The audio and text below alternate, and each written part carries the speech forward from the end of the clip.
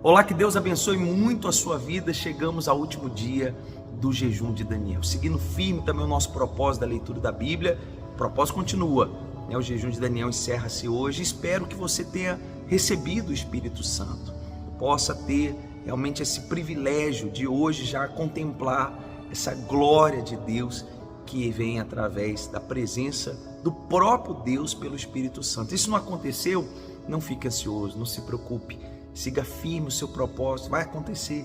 É uma questão de dias, de tempo e de uma entrega total da sua parte, porque se isso houver, com certeza ele vem sobre você. Se não veio ainda, falta talvez um pequeno detalhe. Procure, invista, continue firme, não desista desse bem tão valioso que é o Espírito Santo dentro de cada um de nós, tá bom? E seguindo a leitura da Bíblia, hoje aqui no livro de Juízes, capítulo 13, 14, 15, 16, que é orientado aqui pelo nosso planner, a gente fala sobre a história de Sansão, que já começa de uma forma muito forte, porque a sua mãe era estéril, e ela recebe a visita de um anjo sem saber, que declara para ela que ela teria um filho. E o pai de Sansão, que se chamava Manoá, ele faz uma oração a Deus que me chamou muita atenção. Primeiro ele pediu, claro, que esse homem pudesse voltar a visitá-los, e é muito forte, porque ele diz assim, versículo 8, então Manoá orou ao Senhor e disse, Senhor meu, rogo-te que o homem de Deus que enviaste, ele não sabia que era um anjo, achava que era um homem de Deus, um profeta, né? Ainda venha para nós outra vez e nos ensine o que devemos fazer ao menino que há de nascer. Imagine se todos os pais, mães, fizessem essa oração, né? Deus, me ensina o que eu tenho que fazer com meu filho, com a minha filha. Quem o Senhor quer que ele seja? O que eu tenho que fazer para que ele possa agradar o Senhor? Qual é o propósito do meu filho, da minha filha? Que as crianças, né, viessem ao mundo com os pais desejando agradar a Deus com seus filhos. E não apenas satisfazer, às vezes, o seu prazer de ter uma criança, né? De ter um filho. Que haja em você essa consideração, sabe? Essa entrega real. Muito legal essa oração. E a Bíblia fala que realmente o anjo apareceu, falou com ele, explicou do voto, né? Do nazireu, que ele teria que ser nazireu. É muito legal. Depois você lê o texto todo, vale a pena. E aí eu estava lendo aqui no capítulo 14, quando Sansão se casa pela primeira vez, né? Se relaciona com uma mulher. E já ali ele começa a sua decadência. A vida sentimental de Sansão, na verdade, foi o seu grande ponto fraco. Infelizmente, a gente sabe que na vida de muitas pessoas essa área também é um ponto fraco, porque o mal trabalha fortemente com as emoções. E se tratando de coração, a gente precisa realmente de um novo coração para cuidar, e até o novo coração a gente tem que vigiar. E Sansão acabou pecando pelo coração. Por quê? Porque a Bíblia fala que ele viu uma mulher, né?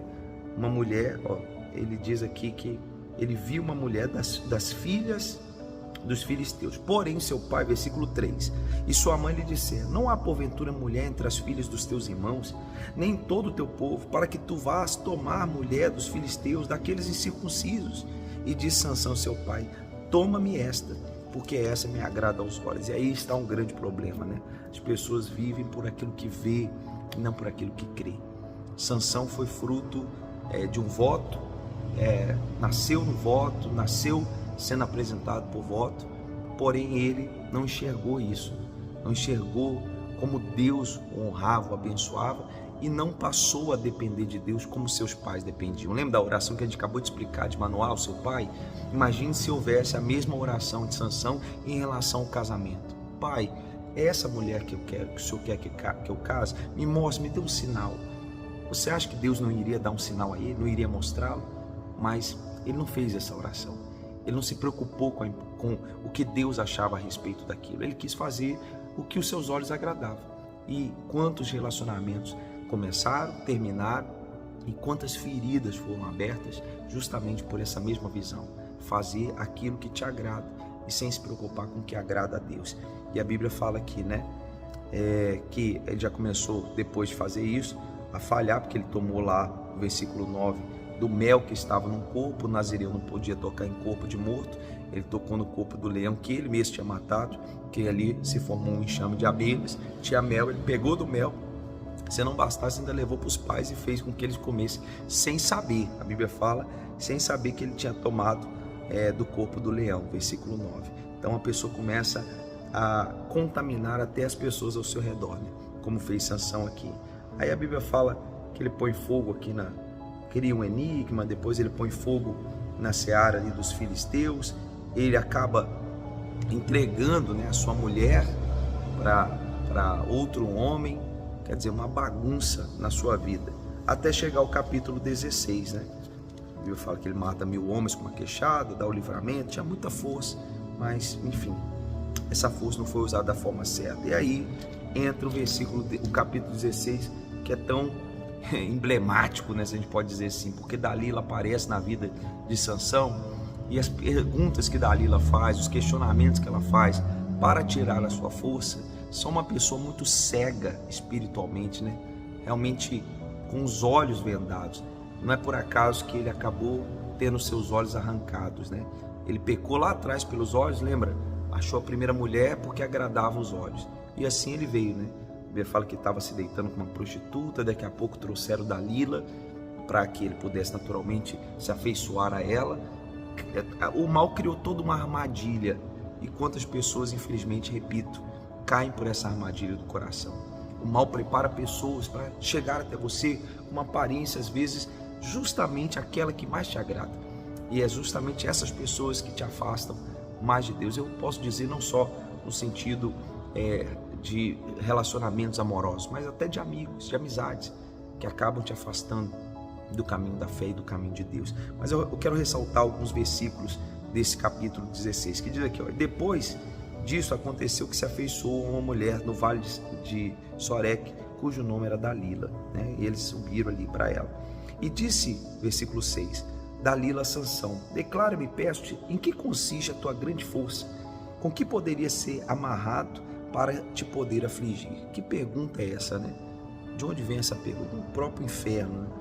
E aí ela vai perguntando e ele vai respondendo e ela vai fazendo aquilo que ele respondia, e ele ia vencendo, né? Ele ia destruindo as armadilhas que ela ia criando, e em nenhum momento ele mata aquela mulher, ele expulsa aquela mulher da vida dele, sei lá, né? Ele faz alguma coisa, porque naquela época matava seus inimigos, né? Uma traição como essa era passivo de morte. Ele não faz isso, ele não se levanta contra ela como se ela fosse o inimigo. Ele simplesmente vai declarando a ela coisas que vinham criando a cabeça dele, brincando com ela, até o dia que diz aqui, né? Então ela disse: como dirás, tenho-te amor, não estando comigo no teu coração? Já 3 vezes zombaste de mim e ainda não me declaraste em que consiste a tua grande força. Para que ela queria isso? E sucedeu que, importunando ela todos os dias com as suas palavras e molestando a sua alma, se angustiou até a morte. Você veja que o mal, ele não desiste, né? E quantas pessoas desistem de Deus, desistem da fé, abandonam a fé, né? Se voltam contra Deus por coisas tão banais. E ali ela ficou insistindo, todo dia, que a gente falou do jejum de Daniel, né? De repente acabou e você não teve a sua experiência com Deus, mas você vai continuar insistindo todo dia, né? Como quase que molestando a Deus, né? Falando: Deus, eu quero a resposta, eu preciso, eu quero o teu Espírito. Vai haver em você essa decisão? Só vai depender de você. E aí diz aqui, né? Versículo 17, descobriu o seu coração e disse: nunca passou navalha na minha cabeça, porque sou nazireu de Deus, desde o ventre da minha mãe. E se viesse ser raspado, e se ia a minha força, e me enfraqueceria, e seria como qualquer outro homem. Vendo, pois, Dalila que já descobrira todo o seu coração, mandou chamar os príncipes dos filisteus. Quer dizer, e aí o final de Sansão foi o que muitas pessoas já sabem: arrancaram os olhos dele, brincaram com ele, zombaram dele. E no final da vida ele pede uma última oração: Senhor, forças para destruir aqueles inimigos, para acabar também naturalmente com a sua dor e o seu sofrimento. E a Bíblia diz que no lugar que ele estava tinha tanta gente. Se uma vez ele matou 1000 homens, ele matou muitas pessoas, né? Ele foi um homem guerreiro, mas naquele dia ele matou mais pessoas do que em toda a sua vida. Quer dizer, ele terminou tirando a própria vida e tirando a vida de outras pessoas, dos inimigos ali naquela festa. Mas o fato é que, com os olhos arrancados, sendo zombado, brincando com ele, os inimigos assim fizeram. E quando as pessoas têm visto o mal brincar com você, não deixe isso acontecer. Se volte para Deus mais do que nunca. Aproveite a oportunidade. E agora é a hora. Não deixe passar. Nós estamos aí cruzando um mês, abrindo um novo mês. Aproveite esse novo mês para novas atitudes. E aproveite para fazer o que é certo. Tá bom? Se esse vídeo te ajudou, curta, comente, compartilhe. E claro, se você quiser seguir aí, você que seguiu o Jejum de Daniel comigo, vamos seguir falando da palavra de Deus daqui para frente. Caso você queira, se inscreva no canal e a gente segue junto. Que Deus abençoe e até o nosso próximo vídeo.